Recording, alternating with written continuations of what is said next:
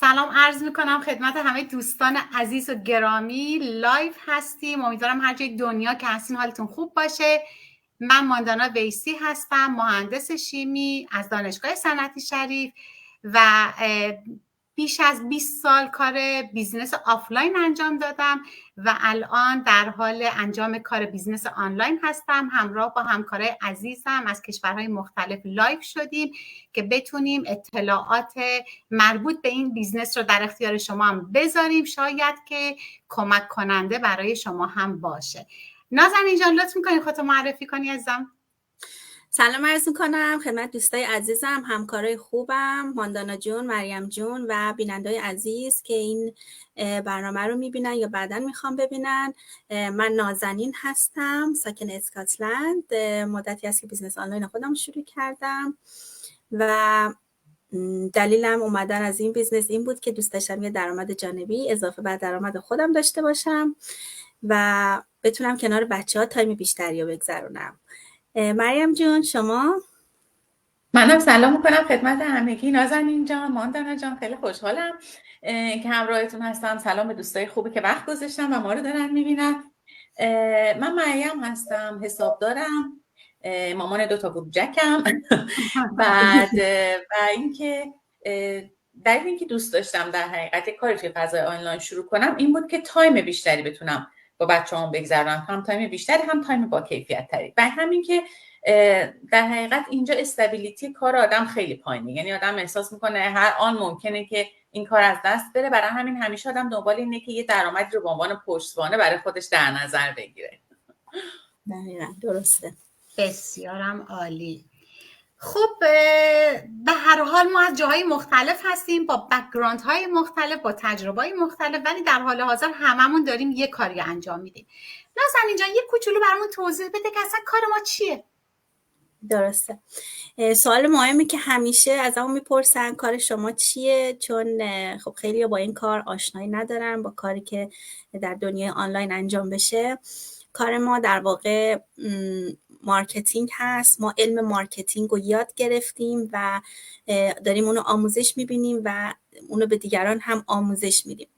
در واقع با ترینینگ هایی که داریم، آموزش هایی که داریم در کنار مربی، در کنار منتور فارسی زبان، این ترینینگ ها کاملا آپدیت شده، به روز هستن. به ما از در واقع ای تا زی رو یاد میدن مرحله، یعنی حتی اگه کسی هیچ وقت تجربه کار با فیسبوک هم حتی نداشته، حتی یک بیزنس پیج ساده، یک پیج معمولی هم نداشته، اینا قشنگ از همون دکمه اولش که چجوری بعضی وقتا میگیم این کامپیوتر چجوری روشن میشه رو به شما یاد میدن تا دیگه آخرش که چطوری مارکتینگ انجام بدین. و در واقع مهمترین کاری که ما انجام میدیم همین علم مارکتینگ هست. و کار یه چیزی که برای من خیلی جالبه و اصلا به خاطر این بود که من واقعا گرایش پیدا کردم به این کار، این بود که هیچ خرید و فروش محصولی نداشتیم. یعنی بدون این که درگیر فروش محصول و خرید و محصول باشیم، داریم این بیزنس رو در واقع هم علمش رو یاد میگیریم، هم علمش رو یاد میدیم، هم در کنارش درآمد کسب میکنیم بدون فروش محصول. ولی همچنان بهتون بگم محصول وجود داره به صورت غیر مستقیم، ولی ما درگیر خرید و فروش محصول نیستیم و اونو واگذار کرد، یعنی اونو کمپانی خودش انجام میده، ما فقط علم مارکتینگش رو انجام میدیم. نگران این نباشین که هیچ چیزی از مارکتینگ نمیدونین، چون اینجا همه چیز بدون اینکه حتی بک‌گراندی از این کار داشته باشین یا تحصیلات خاصی داشته باشین به شما آموزش داده میشه. ماندانا جون، مریم جون، چیزی اگه از قلم افتاده که ما انجام میدیم در این کار میخواین شما اضافه کنین بهش؟ خیلی هم عالی. اضافه بکنم این که یه چیزی که به نظر من جذاب میکنه کار ما رو اینه که شما با یه در حقیقت هیته بزرگی از مشتری هایی که تارگتت هستن طرف هستی. شما محدود نیستی وقتی که از در حقیقت سوشال مدیا داری استفاده میکنی به عنوان ابزار کارت، دیگه محدود نیستی فقط به یه محله، فقط به یه طیف کوچیکی از آدم ها. هم توی کار با همکارا و آدمای بیزنس اونرای آشنا میشی که از جاهای مختلف دنیا هستن و میتونی از تجربهشون استفاده کنی. همین که چیز دیگه هم که هست، اصلا مشتریای شما محدود نیستن به یه محله، به یه شهر، به یه در حقیقت یه جای خیلی کوچیک. این به نظر من چیزی که هم نقطه قوت هم کار جذاب میکنه. دقیقاً همینجوری. من الان اسکاتلند هستم، یه دوست خوب مریم جون دارم از کانادا ماندانا جون از آلمان اصلا مرسی. نه همو میشناختیم، اینجوری به واسطه این کار ما هم آشنا شدیم و اصلا احتیاجی نیست که این بیزنس رو به دوست و فامیل اطرافیان خودتون یه جامعه کوچیکی نشون بدین، بلکه خیلی وسیع‌تر از این هم. مرسی که یادآوری کردیم. ممنونم مریم جون. مرسی از شما. منم خوشحالم واقعا از آشنایی همگیتون. خیلی نکته مهمیه، چون برای خیلیا فروش محصول کار راحتی نیست، اونم تو فضای مجازی. اصلا خیلیا خجالت میکشن، خیلیا بلد نیستن، خیلیا محصول رو خیلی نمیشناسن، نمیتونن خوب پرزنت کنن. و اینی که ما علیرغم اینکه من خب یک عمر خودم با محصول سر و کار داشتم، منتها خب محصولاتی که مستقیم میرفت وارد کارخونه ها میشد، ولی اصولا فروش محصول کار راحتی نیست. دقیقاً کار سختیه.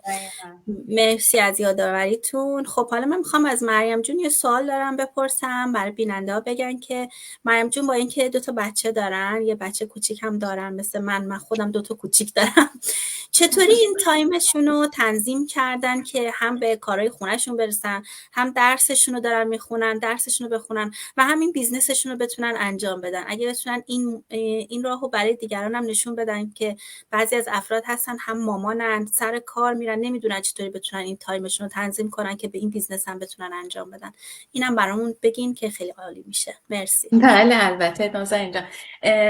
من در حقیقت اصلا دلیل این که جذب شدم این بود که متوجه شدم که میتونم توی وقت محدود این کار رو انجام بدم. ولی راستش من اصلا نه تجربه بیزینس داشتم، من همیشه کارمند بودم. تو ایران هم کارمند بودم، اینجا هم که اومدم در حقیقت با کار کارمندی شروع کردم. اصلا توی خانواده همین ذهنیت وجود نداشت، یعنی که همه اطرافیان منم کارمند زاده هستم.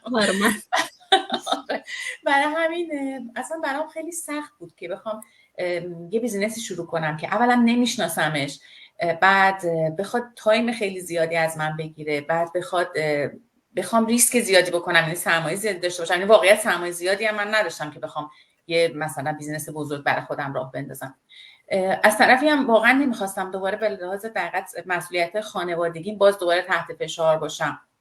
میخواستم با یه چیزی رو با ریسک کم شروع کنم، بتونم کنار سایر برنامه‌هام این کار رو انجام بدم، بعد بتونم به مرور جایگزین درآمد اصلیم بکنمش. ولی نمیخواستم از اول همه زندگیمو تعطیل کنم این کار رو انجام بدم. واقعیت نمیتونستم این کار رو بکنم. ولی الان یعنی چیزی که من دیدم از اول متوجه شدم الان هم درسته، همینه. یعنی شما لازم نیست که مثلا 7-8 ساعت در روز وقت بذارید که این کار رو انجام بدید، به خاطر اینکه کاری که انجام میدید مثلا خب ما حالا یه بخشی از کارمون خب یه مقدار ما تولید محتوا میکنیم، ولی این کاری که شما در کنار زندگی روزانه‌تون انجام میدید، یعنی در حقیقت یه بخشی از زندگی روزانه‌تونه. خیلی از ماها تصویرایی که میگیریم به عنوان در حقیقت زندگی خودمون، به عنوان بخشی از لایف استایلمون میذاریم، خب زندگیمون رو داریم میذاریم دیگه، داریم زندگیمون رو میکنیم. خب حالا یه فیلم هم میگیریم، اولش آره آدم یه مقدار خب مثلا ممکنه عادت نداشته باشه و یه ذره برای آدم تایم بگیره. من واقعیتش اوایل خب تایم بیشتری ازم میگرفت، ولی الان به مرور دقیقاً انگار شده یه بخشی از زندگی من که یه تایم کوچیکی میگیره، ولی من کاملا میتونم توی برنامه‌هام جاش بدم. مثلا چطوری؟ مثلا من اگر میخوام کانتنت تهیه بکنم، نمیام یه وقت مجزایی برای اون بذارم. همون موقع که رفتم دنبال دخترم مدرسه، میام خب فیلم میگیرم، کاری که مثلا صحبتی که میخوام بکنم و میکنم. یه بخشی خب بالاخره ساعتی که بچه‌ها شب میخوابن، البته اگه سر موقع میخوابن آره حالا، ولی خب به طور معمولی که خب حالا روتینه دیگه میخوابن، اون ساعتی که من میتونم استفاده کنم، در صورتی که خب این ساعت رو من اگر این کارم نکنم، حالا مثلا اگر درسم نخونم دیگه، خب کار خاص دیگه ای نمیشه انجام داد دیگه. اون ساعت شما هیچ کار دیگه نمیتونی بری بیرون کار بکنی، نمیتونی کار دیگه انجام بدی. یعنی در حقیقت میتونی از وقتایی که لابلای در زمانت آزاد میشه و از وقتی که هیچ کارش دیگه در حقیقت نمیشه کرد، میشه استفاده کرد و کارشو آدم میتونه انجام بده. و هزینه‌ای هم که خب آدم تحمیل میکنه به لحاظ مالی، هزینه خیلی محدودیه، به خاطر اینکه خب شما اگه بخوای یه چیز آفلاین، یه بیزنس آفلاین راه بندازی، باید کلی هزینه اجاره بدی، کلی هزینه نیروی انسانی بدی. ولی نه، ما این دو تا هزینه که بزرگترین بخشای بیزنس آفلاین هست ما نداریم.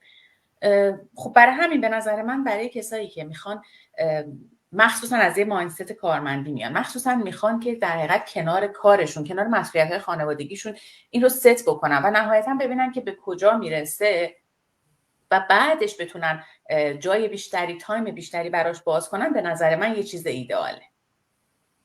خود نازنین جونم همینطوره دیگه. خود نازنین جونم بچه کوچیک داره. برای من اصلا تنها چیزی که بهش گرایش پیدا کردم فلکسیبیلیتی که در زمان و مکان داشت. یعنی حتی بیرون هم هستی میتونی کارتو انجام بدی. مسافرتی، من چند روز پیش رفتم مسافرت ولی همچنان بیزنس هم داشت برای خودش ران میشد. خواب بودم، یعنی اینجوری نیست که بخوای 7-8 ساعت برای زمان بذاری زمانی که مسافر. آره اینش خیلی خوبه که هر جای این دنیا بری، حالا به جز ایران که محدودیت داره، آره خیلی خوبه از این لحاظاش. حالا شما دوتا بچه کوچیک داری، من بچه کوچیک ندارم، بچه تینیجر دارم. منتها اونم به نوع خودش وقت میخواد، توجه میخواد، همدلی میخواد باش حرف بزنی، میخواد باید خرید بره، میخواد بیرون بره. و واقعا این موقعیت یه موقعیت خوبیه که میتونی منیج کنی، میتونی این کار رو ببوسی بذاری کنار، حالا به دختر تینیجرت برسی، براش وقت بذاری و اینم به هر حال تو وقتای اضافه. حالا من که دیگه نمیخوابونمش، بنابراین یه وقتایی میبینیم تا ساعت 12 میخواد اصلا با هم دیگه فیلم ببینیم.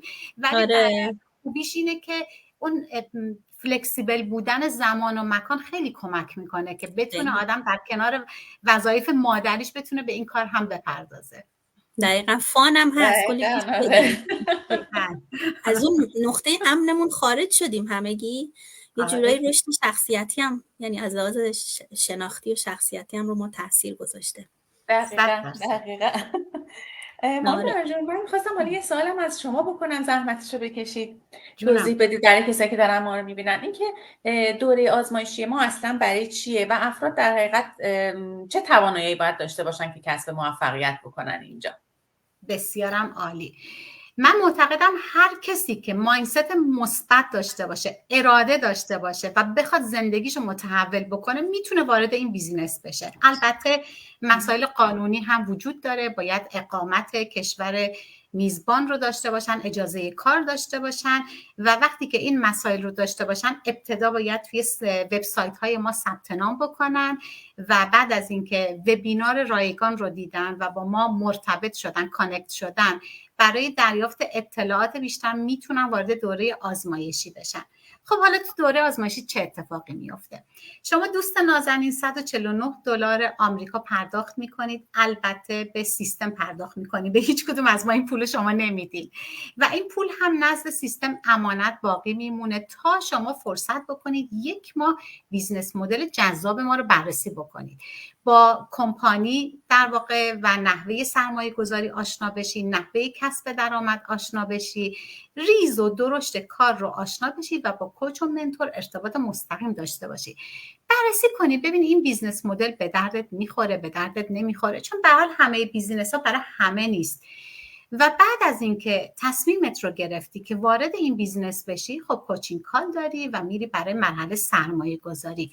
به هر حال این یک بیزینس هست و نیاز به سرمایه گذاری داره که البته خوبیش اینه که سرمایه گذاری یک باره، مثل بیزینس آفلاین بنده نیست که مدام شما باید سرمایه تزریق کنی تو کار و مدام باید سرمایه در گردش داشته باشی. و سرمایه گذاری هم که میکنی مقدارش اونقدر زیاد نیست، مقدارش در حدی هست که واقعا نمیگم همه ولی اکثرا بتونن از پسش بر بیان، حتی یک دانشجو. و اگر در طول این 30 روز احساس کردین که این بیزنس مدل رو فعلا نمیتونی شروع بکنید یا اینکه آمادگیش رو ندارین، به ما اعلام میکنید $149 بدون هیچ کم و کسری و بدون هیچ بازخواستی بهتون برگردونده میشه. و بعد اگر بعداً در آینده تصمیم گرفتین که دوباره به ما بپیوندین، با کمال میل ما پذیرای شما هستیم و میتونیم بیاین که بیزنس مدل، بیزنس آنلاینتون رو با ما شروع بکنید. و نکته ای رو که باید به این صحبت اضافه بکنم اینه که این بیزنس متاسفانه به خاطر شرایط تحریم از ایران و افغانستان قابل انجام نیست. دوستان اگر مطلبی هست که بخواید بهش اضافه بکنید خوشحال میشم. مرسی، همیشه کامل و جامع توضیح میدی ماندانا جون. عالی. عالی. ولی من همیشه میگم بیاین این بیزنس خودتون ببینین چجوریه، بیاین حداقل نگاه کنین، شانستون امتحان کنین، الکی از روش نگذارین. یعنی میتونم بهت بگم هر روز چندین صد نفر به این بیزنس آنلاین دارن اضافه میشن. روزی که من وارد این بیزنس شدم فقط 120,000 نفر یادم یا 115,000 یه هول و هوش این بود عضو بودن. الان 190,000 نفر شدن. یعنی رشد پیدا می‌کنه. آره دیروز بود یا پریروز 190,000 رو رد کرد. آره اصلا هر وقت میرم نگاه میکنم، وقتی حالا اتفاقا ماندانا جون گفتن وارد دوره آزمایشی که بشین شما وارد این گروه فیسبوک VIP ما میشین، از نزدیک خودتون میبینین این افراد و کامیشن هایی که میگیرن، این چک هاشون رو میذارن، با افرادای حقیقی آشنا میشین. اونجا واقعا اگه دوست نداشتین پولتون رو برمیگردونین و برمیگردین کلا به زندگی قبلتون، چیزی از دست نمیدید کلا. دقیقاً. نازنین جان آخه بیزنس مدل ما شاید چون خیلی خوبه منحصر به فرده یه ذره باور کردنش سخته، چون شما هیچ دوره‌ای رو امکان نداره پول بدی ثبت نام بکنی بعد یه ما بگی من پولمو میخوام پس بگیرم.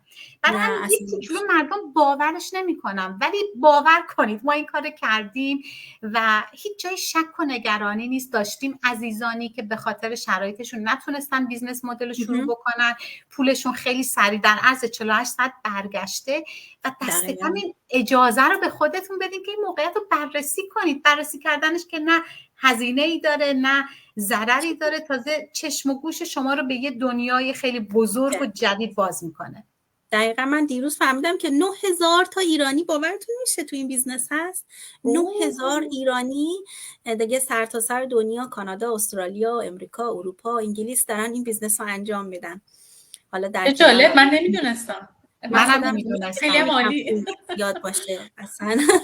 میدونی نازنین جان از اونجایی که ما در واقع توی این بیزینس مدل منتور و کوچ فارسی زبان داریم، این راه رو برای دوستانی که یه مقدار مشکل دارن توی زبان انگلیسی و فکر میکنن چون انگلیسیشون خوب نیست پس نمیتونن دوره آموزشی رو بگذرونن، این مشکل رو برطرف میکنه. شاید به خاطر همینه که ایرانی الان با فراغ بال به این بیزینس میپیوندن. دقیقاً این دوره آزمایشی هم که 4 ساعت ویدیوه، حالا مثل که دارن به زبان فارسی هم ترجمهش میکنن، حالا شاید تا چند وقت دیگه اونم بیرون بیاد. حالا حتی اگه ترجمه هم نباشه وقتی وارد دوره آزمایشی میشن مربی اینا رو بهشون توضیح میده. اینجوری نیست ما خودمون به عنوان منتورای در واقع خبره همه رو براتون توضیح میدیم، مثلا نگران نباشید. به هر حال ما این راه رفتیم و چند قدم از شما جلوتر هستیم، میتونیم به راحتی تمام تجربه خودمون و دانشمون رو در اختیارتون بذاریم و قطعا شما سریعتر اون راهی رو که ما طی کردیم طی می‌کنید. 100%. خیلی هم عالی. من فقط یه توضیح کوچیکی هم توی در حقیقت به حرف خودم اضافه کنم، چون من گفتم که ما کانتنت تولید می‌کنیم ولی الزامی هم وجود نداره که اگر کسی راحت نیست که از خودش فیلم بگیره. خب من خودم اوایل فیلم نمیگرفتم، واقعیتش من پیجم اوایل ببینید فقط عکس و پسته و مثلا اینطوری نبود، خیلی کمه ویدئویی که توی پیج من باشه. خیلی های دیگه من حتی با یکی از کوچای خیلی موفقم در حقیقت لایو داشتیم هفته گذشته، ایشون هم میگفت من اصلا 1 سال اول از خودم هیچ فیلمی توی پیجم نبود. ولی یعنی هیچ الزامی وجود نداره، آدما میتونن کار کنن، درآمد داشته باشن، ولی روشی که شما بیزنستون رو پروموت میکنید رو خودتون انتخاب میکنید. اینطوری نیست که مجبور باشید حتما از خودتون فیلم بگیرید. خیلی از این تکنولوژی هوش مصنوعی استفاده میکنن، از روش‌های دیگه استفاده میکنن، برای همین اجباری وجود نداره و موفقم هستن و درآمدم دارن. ولی به مرور آدما وقتی خودشون وارد میشن، خود آدم حالا این تأثیری که روی رشد شخصیتی آدم میذاره اینه. یعنی من خودم که مثلا اصلا دوست نداشتم فیلم بگیرم یا اصلا کلا هم مثلا پرسونالیتی من یه مقدار خجالتیه و اینطوری نیستم که خیلی راحت بتونم صحبت بکنم، ولی کم کم مثلا این حالت از بین میره. یعنی آدم خودش یاد میگیره از دیگران که میشه این کار رو کرد، خیلی هم قرار نیست اتفاق پیچیده‌ای بیفته. ولی میگم تصمیم خود اون آدماست. به نکته خیلی خوبی اشاره کردید. آره کارمون اصلا اینجوری نیست، بلاگر نیستیم که زندگی شخصیمون رو بذاریم. اصلا کار ما مارکتینگه. این حالا صفحه‌های مجازی ما رو میبینید، این معرفی از خودمونه. کار اصلی ما علم مارکتینگیه که یاد میگیریم اینجا که بعدا یاد میدیم به دیگران. مرسی. مرسی از شما. دوستان اگر مطلب دیگه نیست اضافه بکنیم لایومون رو ببندیم که طولانی نشه. مرسی، ممنون. مرسی از وقتتون، مرسی از هماهنگی که مرسی انجام مریم، دادین دوستای خوبم، مرسی از دوستانی که ما رو نگاه کردن و وقت گذاشتن. مرسی از همگی، همه رو به خدای بزرگ میسپارم. روزتون عالی. خدا نگهدار. خدا نگهدار. خدا نگهدار.